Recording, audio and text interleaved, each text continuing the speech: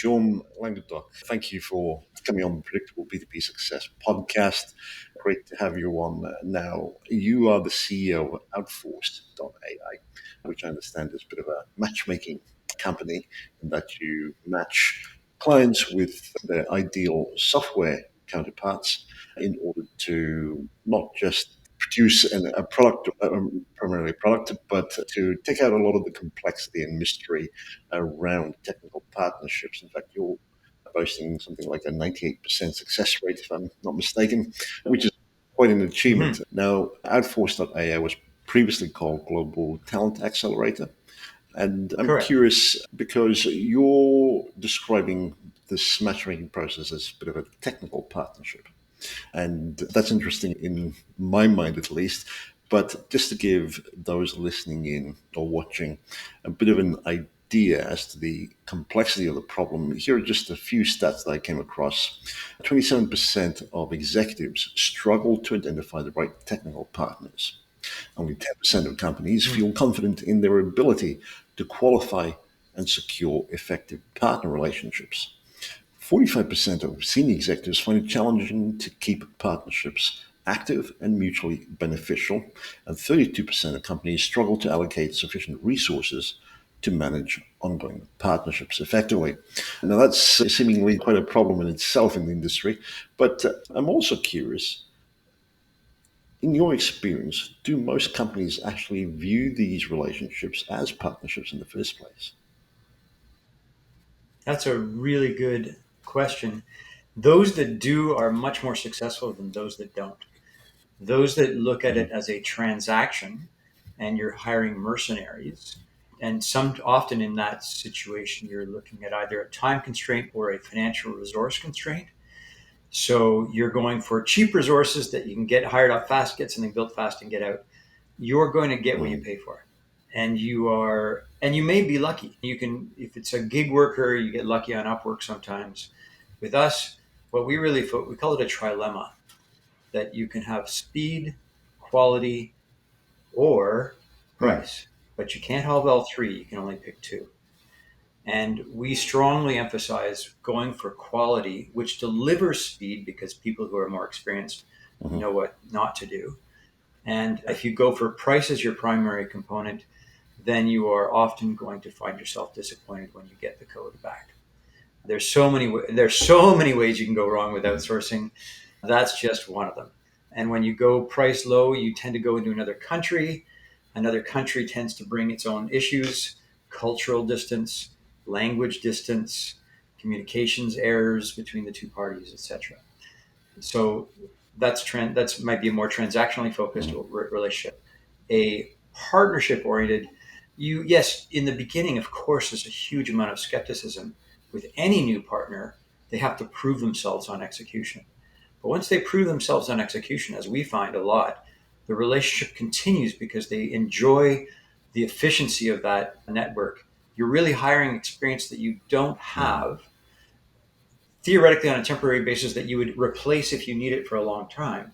But if it's a very efficient relationship, then there's no reason to let it all go.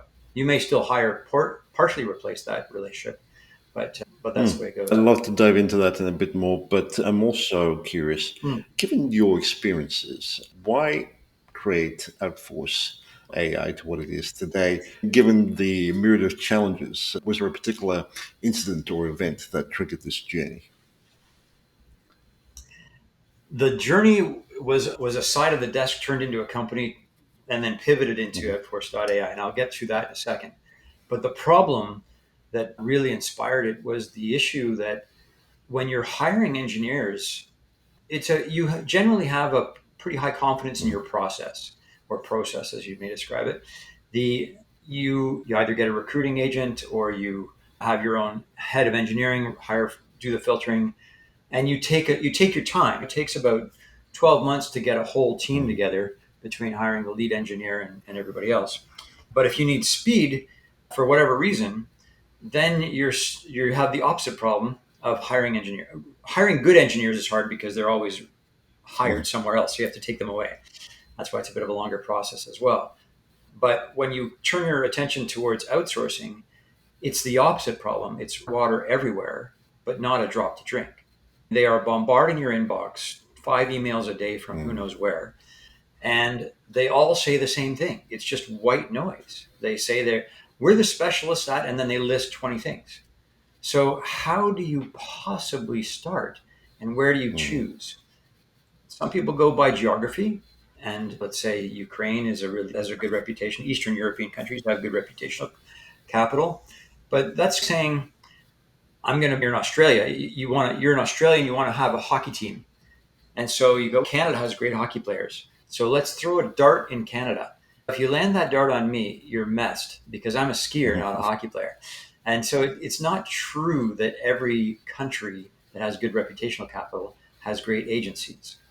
So that's one problem. Then you look online. Another is you go to a trusted source because there is no trust in the marketplace. So you go to a friend and say, hey, I heard you had a good experience with agency X.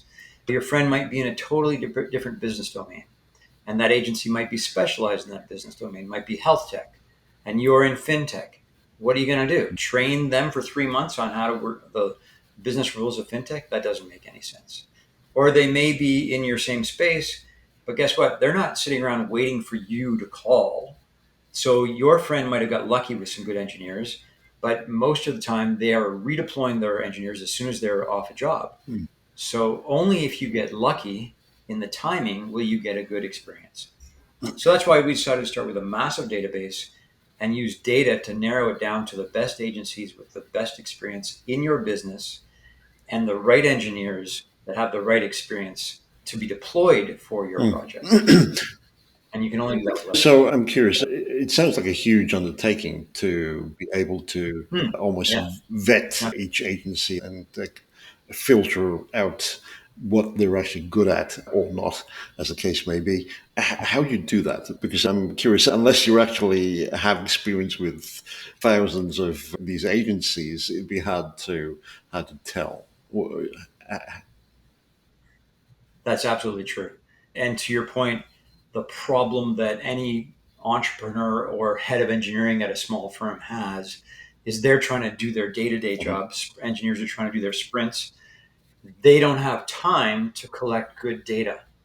And they, as you say, they don't have the muscle memory on hiring a bunch of agencies to know what questions to ask and how to filter through the crap. And the number one crap you can do is phone the agency and get the head of that agency on the phone, who's taken those calls all of their life, every day, and knows exactly what to say that make them sound excellent. Just as one example, if you're in a marketing agency and you're doing B2B SaaS marketing, you say, hey, we do B2B SaaS marketing. We're a .NET shop with React. Do you guys do B2B marketing? Oh, of course we do. And in React, oh yeah, we can get engineers in there. So you're going to get that kind of an answer every time because they want the business and they'll just try and find a way to make it work. We reverse engineer those questions to more, hey, we represent companies around the world that are looking for engineering capacity. We like to do a really good match. So we like to have companies that know their business. If I was to bring you one of our clients, if it was the perfect client for you, what business would they be in?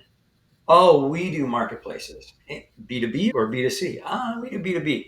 In logistics, that kind of thing. So we get better ways of tagging them to what they're truly good at. And large agencies, fair enough, they do a lot of different things. So they get a few more options, but we tend to make them. So really your core skill set or strength really lies in being able to ask good questions, both of potential agencies as well as clients, in order to ensure the kind of success that you've seen with this matchmaking process. Would that be a fair comment? Yeah, very common. And to your earlier question, it started off as Global Talent Accelerator. I'll give you a bit of that backstory, and it relates to go-to-market and B2B. So I was CEO of a company called Payload, which I was the CEO in a private equity firm that was building a tech company. And at the side of my desk, I was helping the city of Calgary, which is in Alberta, Canada, which is kind of like the Texas of Canada, in that it's a very oil-based economy. And oil had come down significantly, and they were trying to reposition the city towards tech. And I had lived through Vancouver, which had also gone from a resource-based economy to a tech-based economy. And at the time, ironically, Trump had won the election and was tended to put a pretty tough thumb on immigration.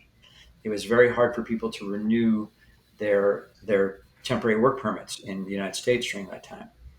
And so on the side of the desk, I started to go to the States and hire engineers that would have had to go back to India or Ukraine or wherever they'd come from because they couldn't get their H-1B renewed. And I would hire them in Canada on the basis of contracting them back to the company from which they came. No time zone change. They just moved too north of the city to come to the office every day, kind of thing, right? And that was working out very well. And then my Canadian friends started to say, "Hey, can you bring me an engineer?" And I said, "No, it's a closed loop system, but they may know people." And then next thing you know, I started doing this international recruiting agency. Canada had a very favorable, fast process for getting a work permit if you're a proven high tech worker, and so started this international recruiting agency, and then that became the business. It was an accelerator because the challenge with international engineering is there are, as I mentioned earlier, some cultural gaps sometimes, and you have to bridge that cultural gap. In Southeast Asia, for example, there's a lot of hierarchical cultures where there's a deference to authority. And so in sprints where you're looking to be challenged and you're looking for feedback, tends to be crickets, dead silence, because no one's going to challenge or question what's going on. It can be very more waterfall oriented because there's a lot of people and you tend to pass things down the chain, whereas people want full stack, holistic views of things. So bridging those gaps was part of the accelerator piece. And so while Southeast Asians might be more timid in their approach, the opposite is true of many parts of Eastern Europe, where they're quite bullish. And some people would just say, "Hey, nobody knows what the hell's going on. I'm the only person," and they're almost acidic to the rest of the team. So you have to tone that down. All these things, and just understanding the differences in the culture, the ways of approaching people, the soft skills, not the technical skills, which we're really well positioned for. So that's the kind of thing we did with the accelerator.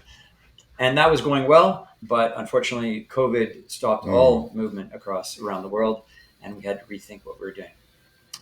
Yeah, so that's why we went into the agency. What made COVID nice is that it made remote okay, so you didn't have to bring people into the country.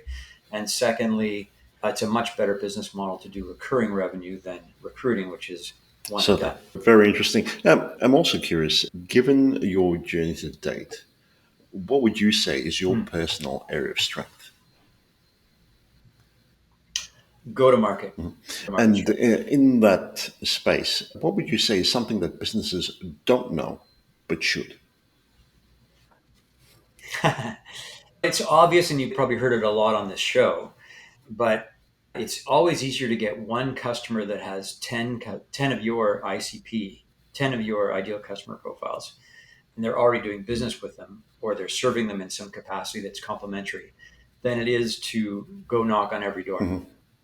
As an example, in one of my previous businesses, I was a turnaround CEO for a small business that was capitalizing on the beginnings of Facebook, Twitter, Instagram, and Pinterest, where traditional advertisers and traditional advertising agencies didn't know how to really access that market. And so we created a platform for contests and sweepstakes so that they could build a database. So you can imagine Bed Bath and Beyond designed the perfect wedding, right? Now they know who's going to have a wedding and who's thinking about having a wedding, and then they got a big database, and away they go. The challenge was when I came into the company, and I was turnaround CEO in this case, they were going straight after the brands. And which is great because it makes you feel good and it allows you to put some hero logos on your website. But it's way easier to go into the agency that represents the brand and make them the hero in facilitating this new media and allowing them to get a chunk of the revenue. And then you've got 10, 20 brands on your portfolio. So things like that. You said earlier that you encourage clients to pursue quality in the tech processes that they're trying to solve for. And by doing so, they get speed as well. I would imagine that most companies, though, come in with the perception that speed is everything in business in terms of at least in their minds, seeing a direct correlation between speed and revenue momentum.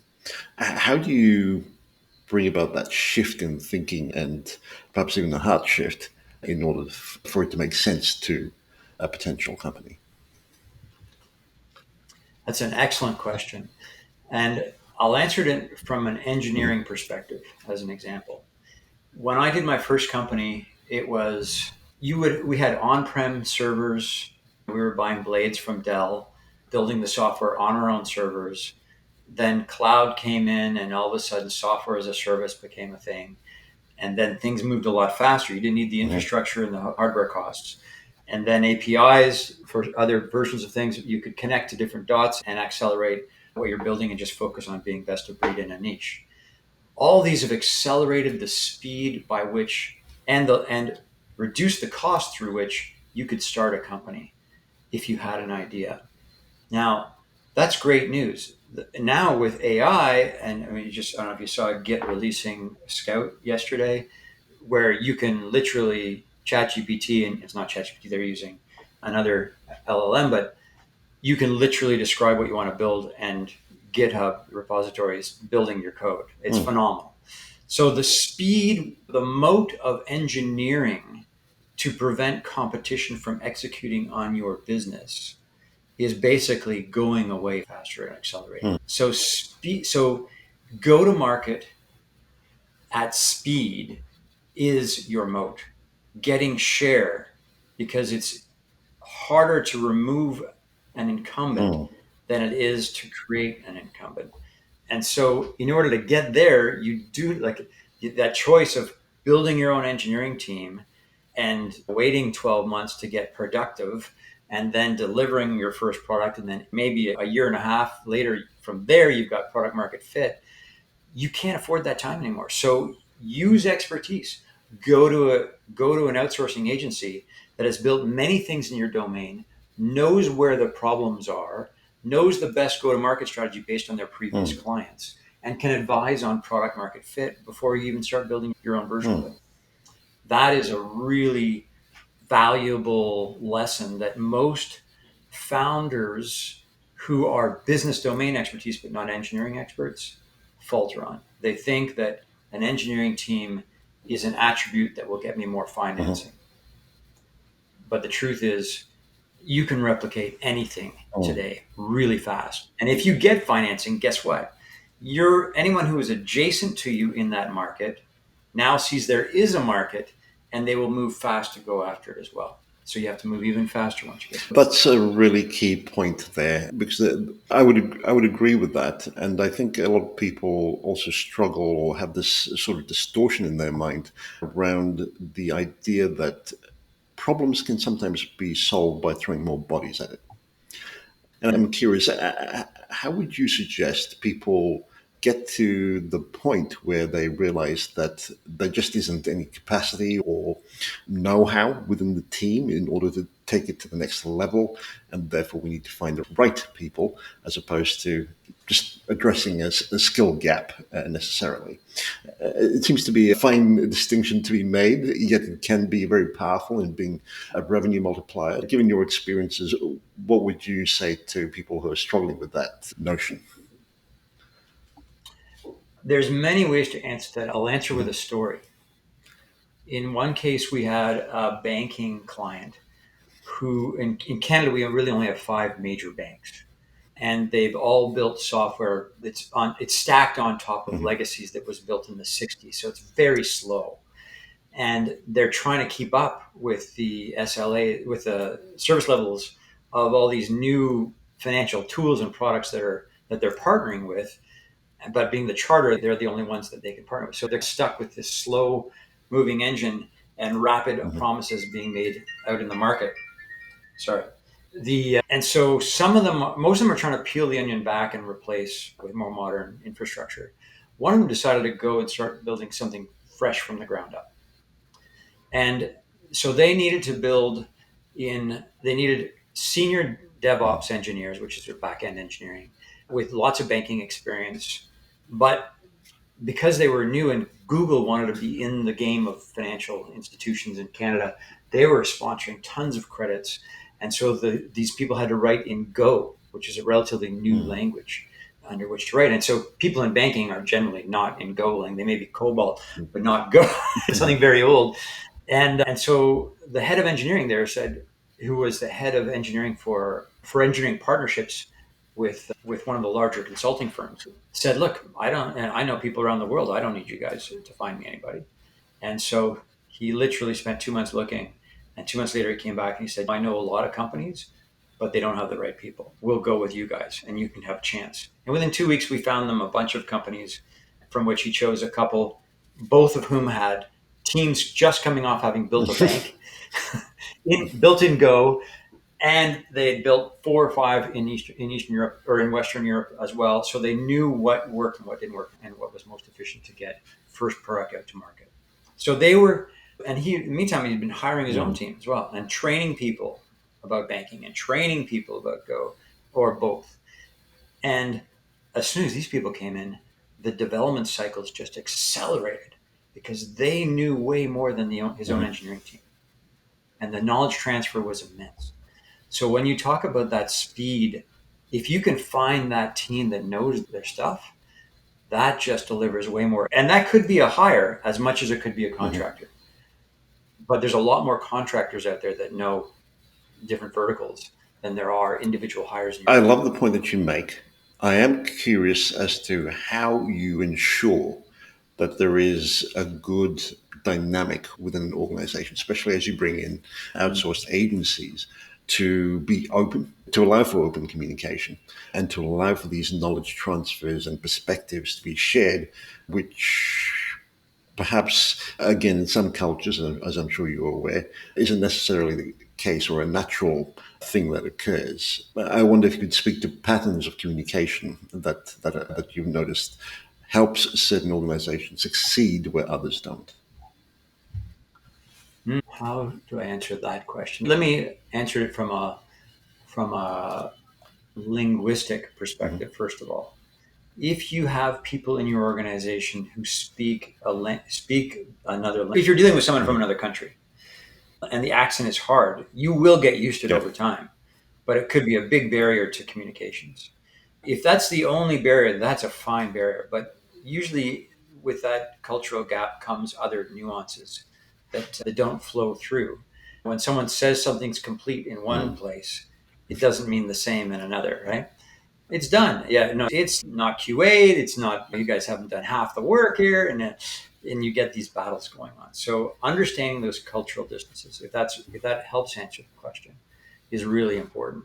The second part is, you mean the ability of the client to open up their kimono? Pretty much. I think ideally speaking, it should happen on both ends. Yeah, it should not. Yeah. Yeah. As I said, if there's a knowledge transfer of capacity, then it's really up to the client to enable that. Your first question was, how do you successfully manage an outsourcing relationship, whether it's in an advertising agency or a sales agency or engineering agency? You need someone on your team who's managing that relationship. You really do, because you can't expect to throw stuff over the fence with some limited explanation of the details and have them implemented, no matter whether they're an agency that's right next door in your own city or across the world in another country. You need to manage that relationship and you need to assign someone who owns that relationship. The best things I've seen is where they're slightly later stage companies and they have enough engineering in their own company that instead of bringing in the pod from the other company, they split the pod up into various other pods so that they're working 1 or 2 per pod. Pod is a group of 7 or 8 engineers. And so they get to know the company's culture really well and how they communicate, and they get to know a lot of different people in the company. And then slowly they go back, and now this team, these 7 engineers who've worked with a variety of other people in the company know the company's culture, know everyone in the company better, and now they can work together as one team and still have the same level of great communication with that company. It certainly does, but I'm also curious, given remote working situations, how would that work Mhm. in such scenarios? It's the same way in remote as it is in physical asset. Like I'm not saying those people are coming into the country and sitting down at a desk. Hardly any Hmm. engineering teams are actually sitting together Certainly. anymore.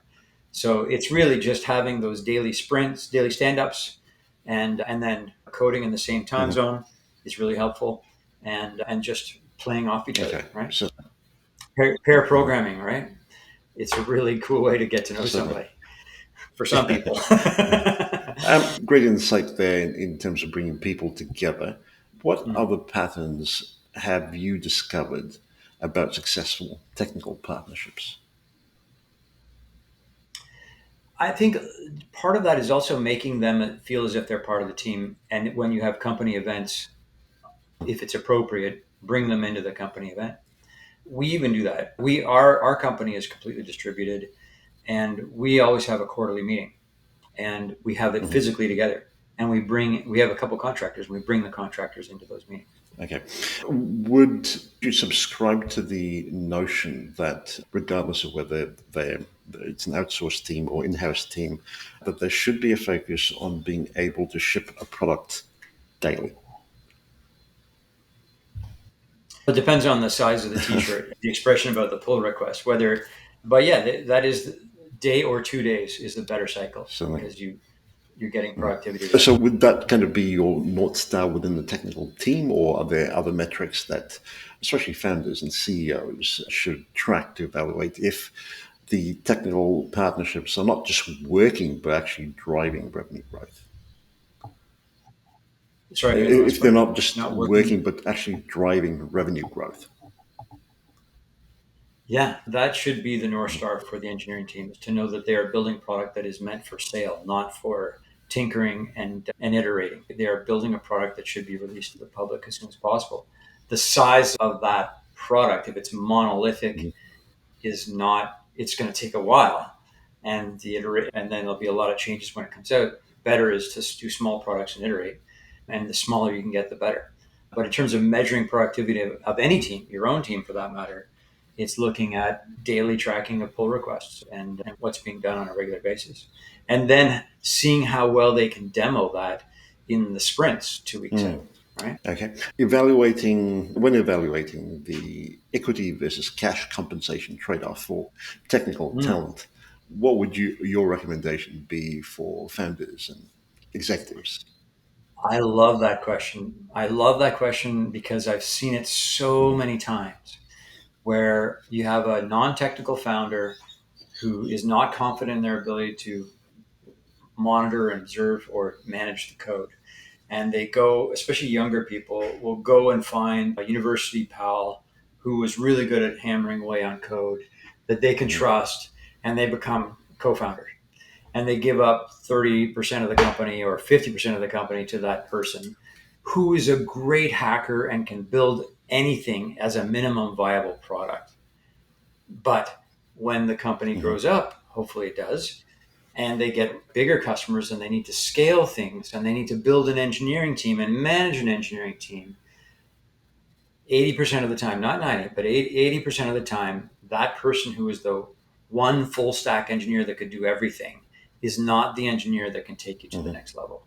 And that the investors will tell the founder that exactly. The founder, on the other hand, has the go to business. I'm assuming this is the scenario. The founder with the go to business expertise and knows how to market and how to sell has chops to keep going and going, and probably the people skills if they're a salesperson to figure out who to hire, Mhm. theoretically know their weaknesses and hire accordingly. So that 30% equity that you may have given away to somebody who's going to no longer be with the company in 3 years is a really big chunk Mhm. of cash when you add it up later. Whereas spending a couple hundred grand to get MVP is nothing by comparison. And so my high recommendation is go for speed, get to product market fit with that speed and an outsourced agency that can give you the fractional use of an architect, fractional use of the best designers, fractional use of all the right people that you need at the highest Mhm. level so it doesn't cost you much. Get to product market fit And then, boy, your negotiating power with a senior engineer to go come into the company as maybe VP of engineering, don't give CTO too early, then you just got so much more leverage. And you can probably offer cash because you're probably getting Mm. funding.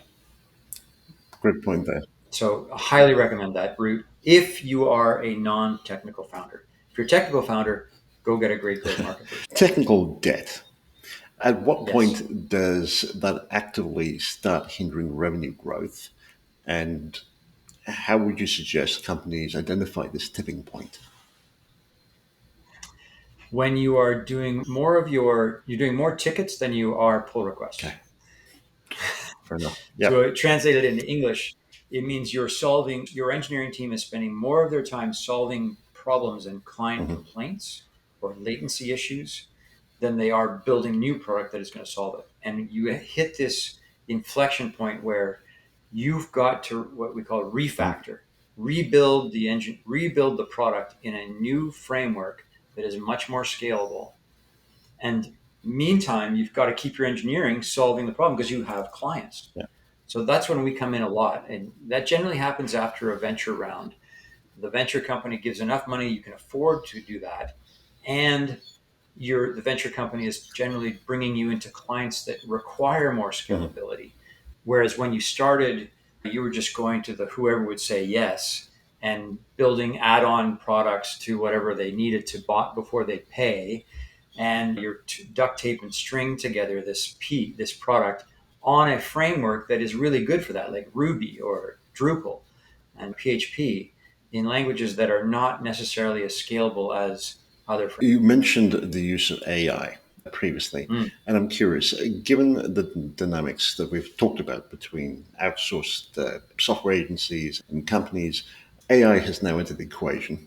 How Hmm. are you suggesting companies reframe the dynamics of not just technology, but relationships as well, in order to achieve the quality and the speed that we're looking for?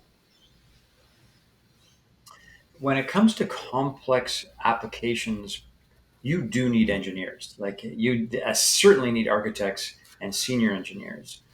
There are a lot of products that are coming up through the pipe that are going to replace a lot of the lower level function in engineering, which unfortunately will mean there'll be less engineers to actually take senior positions and understand bigger problems. But what I'm finding is there's a big delta between promise and deliverable, and it's coming, but it's not there yet. So GitHub's probably the closest to being able to deliver on language-based, not no code Mhm. programming, natural language programming, I would call it. And so I ask agencies, one of the key questions I ask any engineer or agency is, what have you learned in the last 6 months that's changed the way you write code? And if they don't have an answer, then I don't want to do business with them because they're not curious. First of Mm. all, they're not continuous learners.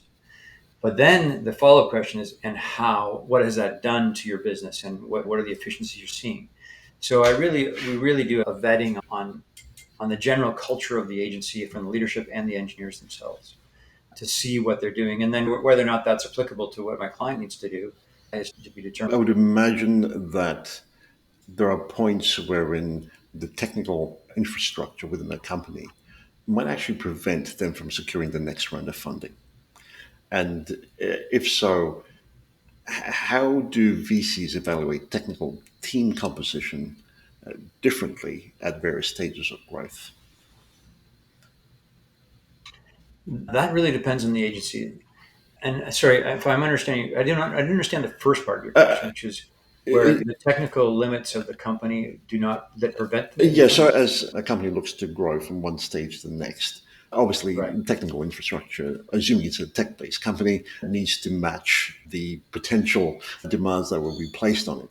And I'm curious, from a Yeah. VC perspective, how do they view technical team compositions and the infrastructure in order to ensure that they're up to scratch to make use of the funding for the next level of growth? That really depends on the type of Right. VC. Some VCs have amazing CTOs on their Mhm. talent team, on their what we call a platform team. So there's a VCs when they bring in when they Mhm. fund you. will sometimes just be hands off. Hey, do what you're doing. We trust you. Away you go. Others will support with someone to maybe they're going to look at that CTO and say, hey, maybe that's not the right person we trust. That we think you should look at other people to help in the senior leadership team. And that could be any part of the senior leadership team. But and then having a really strong technical advisor on the VC side is fantastic. And there's a company in Canada called Innovia that has one of the former CTOs of Google on their team, Steve Woods. He's phenomenal at just looking, and they don't invest and they get it unless they get a good relationship with Steve, because he's the one who's doing a technical audit on whether this is an investable deal and whether it's scalable or not, or whether a small investment in the engineering could make it scale.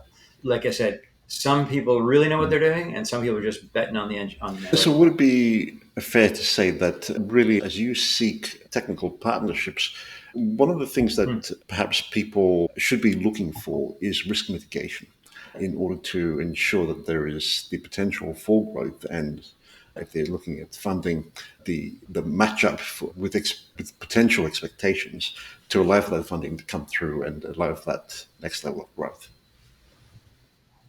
Yeah, but to be fair, most VCs are looking for the normal metrics: CAC over LTV, customer acquisition cost over lifetime value. They're looking at the financial metrics. The data dump. The data dump is really all about the business and the operations of the business and the TAM, the total addressable market. All those things that have nothing to do with engineering. And like I said earlier, engineering can be fixed, but the market can't. And your traction, historical and growth rates can't, unless they do something special, which may be their magic sauce, is being able to bring the right people in. But I think the answer is it depends. But obviously any VC they're not going to look under the hood until they look in the top, and that is your funnel, your traction, and sales velocity, friction against it. Are you noticing that more companies are looking to develop their own custom LLMs for their particular use case or business case? No. In fact, I see more fear about dropping their data into an LLM and looking at measures to protect it. There is if you went to a conference today and said, how many people are using LLMs to manage any process? It might be in the HR department writing job description or analyzing resumes. It'll be the edge cases.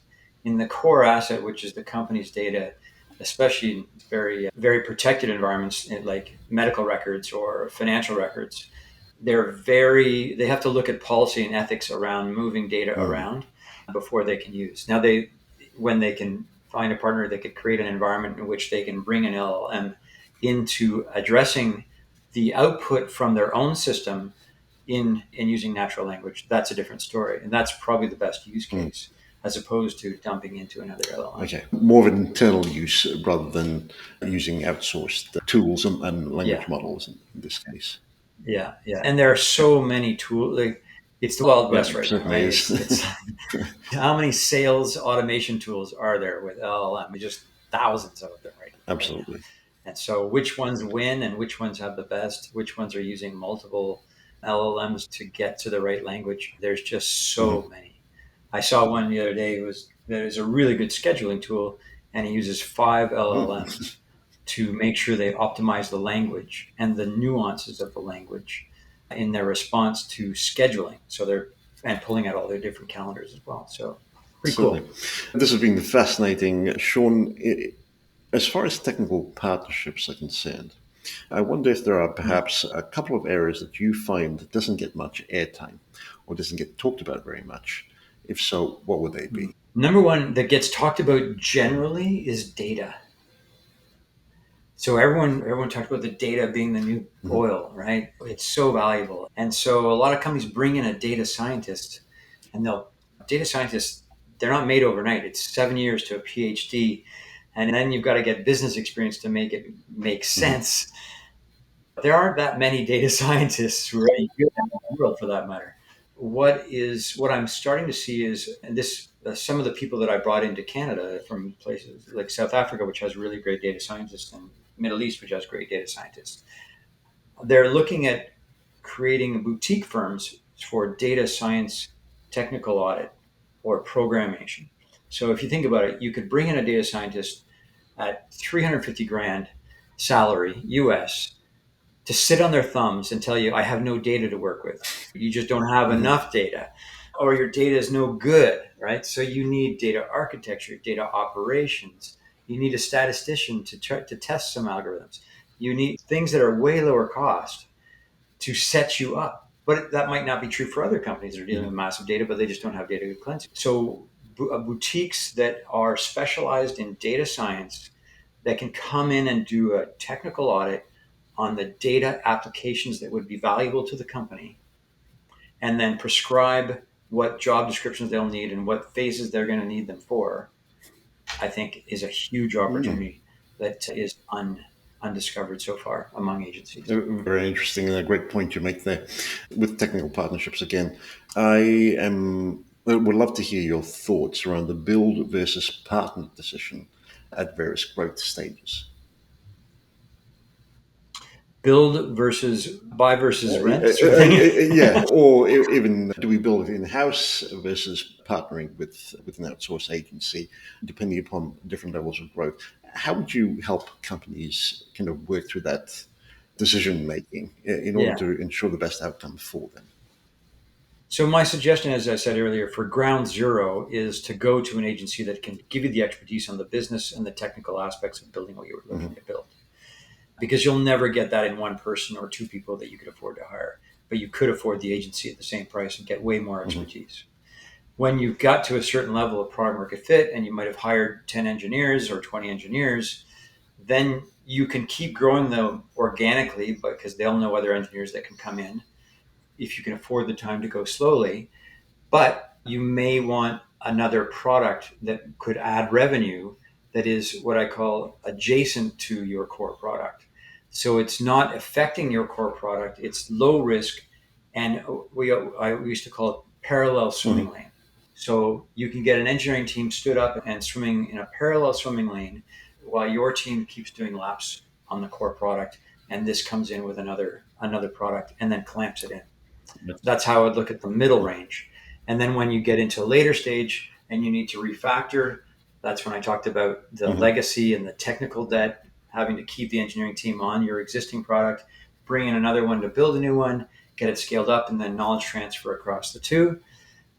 And then the third is back to those parallel swimming lanes, extensions for growth. Those are the sort of four stages. As we look at technical partnerships, one of the key issues that I don't hear very often is what happens after the build in terms of support, maintenance, etc.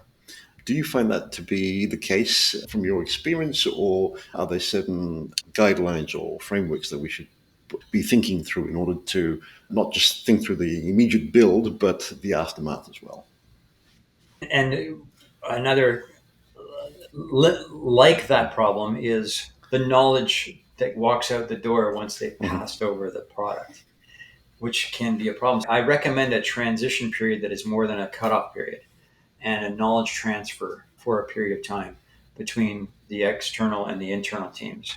Obviously, documenting code is essential to the entire process from day one to the end, so that anyone can come in and read and look at the code and know exactly what the logic behind that was, even if hopefully not spaghetti code, but they at least can follow the logic.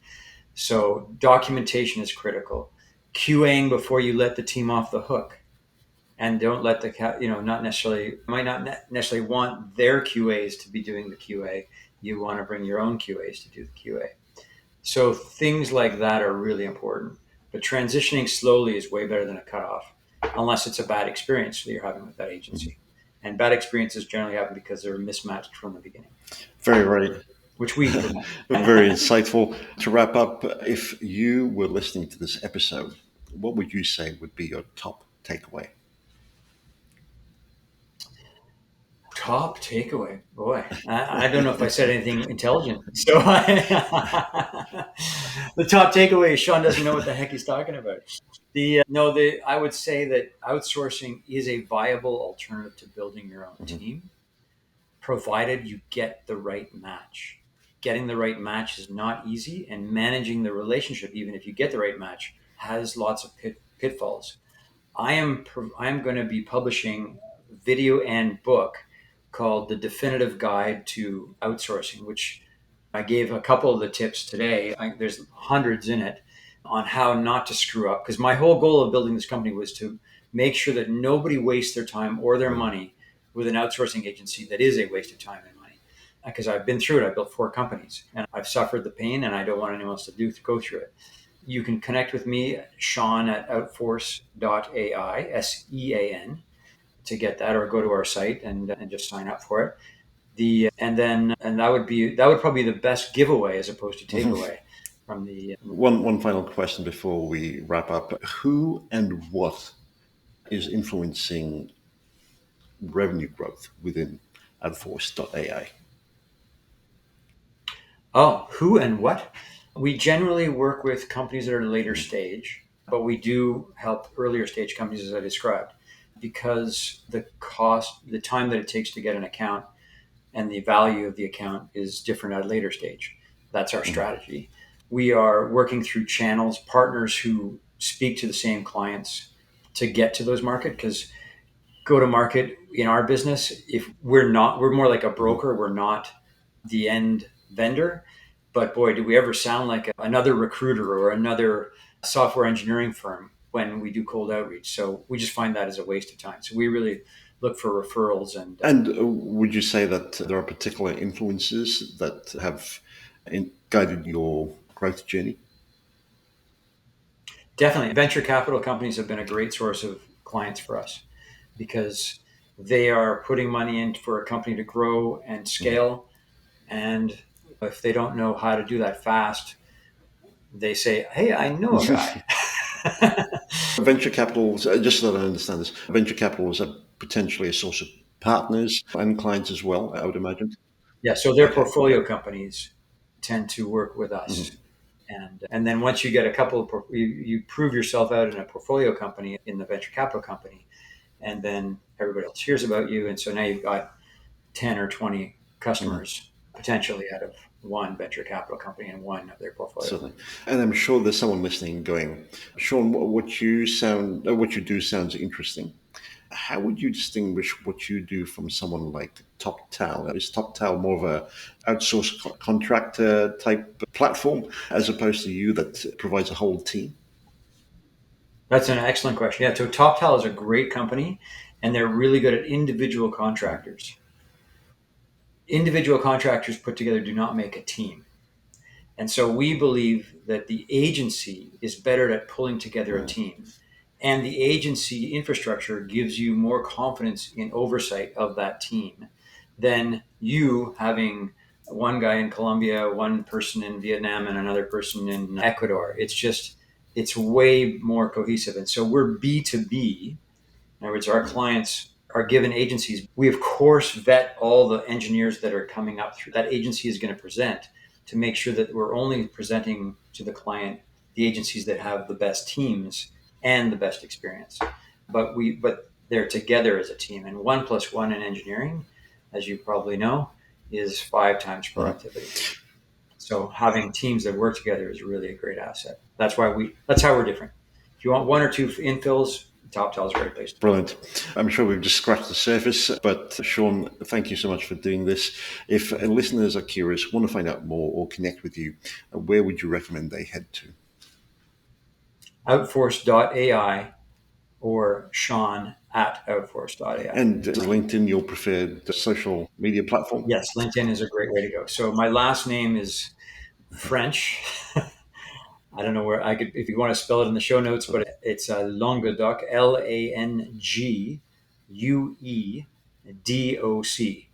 And on LinkedIn, I'm Russell, because I had to prove I had to show my passport, and my first name is Russell. So it's kind of, so the person who's on this podcast is not the person you'll see on LinkedIn. It's Russell Languedoc. But anyway, so be it. But yeah, just go to our website. You'll see my LinkedIn profile there as No, well. Outforce.ai. no worries. We'll include links to that in the show notes. Russell. Sean, thank you so much for doing this. Much Thank appreciated. you, Vinay. Very much appreciated.